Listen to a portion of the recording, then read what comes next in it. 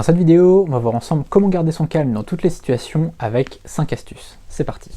La première astuce, c'est d'éviter d'agir sous la colère. Imaginons que quelqu'un t'ait mal parlé, eh bien prends quelques secondes pour te calmer avant de répondre. Parce que sinon, tu vas répondre en t'énervant, en disant un peu n'importe quoi, tes mots vont dépasser ta pensée et ça va ressembler à rien finalement. C'est-à-dire que soit tu vas insulter la personne, soit tu vas commencer à partir dans des trucs à droite à gauche et ça va pas être structuré. Calme-toi 2 secondes, réfléchis à comment tu peux répondre et ensuite réponds.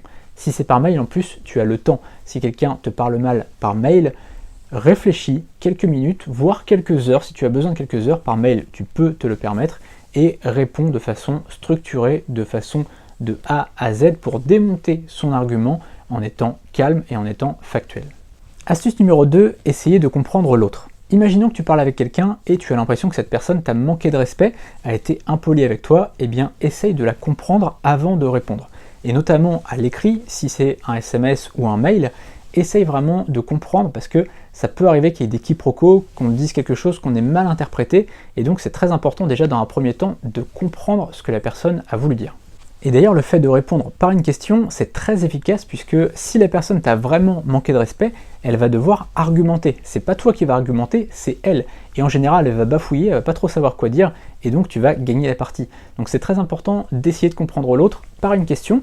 Parfois tu vas voir qu'en fait tu avais mal compris et donc la personne ne te manquait pas de respect, et parfois la personne te manquait réellement de respect, et le fait de répondre par une question, ça va un petit peu déstabiliser la personne. Troisième astuce, réfléchir à ce qu'on pourrait gagner ou perdre en fonction de notre réaction.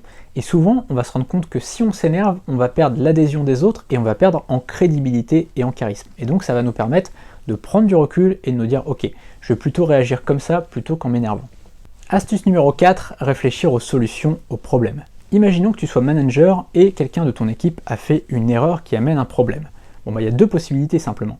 Première possibilité, c'est la fin de cet extrait de vidéo et de formation. Si tu veux l'intégralité de cette vidéo, mais aussi l'intégralité de toutes les autres vidéos, n'hésite pas à rejoindre la formation qui est juste en dessous. Tu as le lien dans la description. C'est une formation sur le mindset, sur le développement personnel et sur les relations aux autres. Il y a beaucoup de choses, plus de 50 vidéos. Le lien, il est dans la description.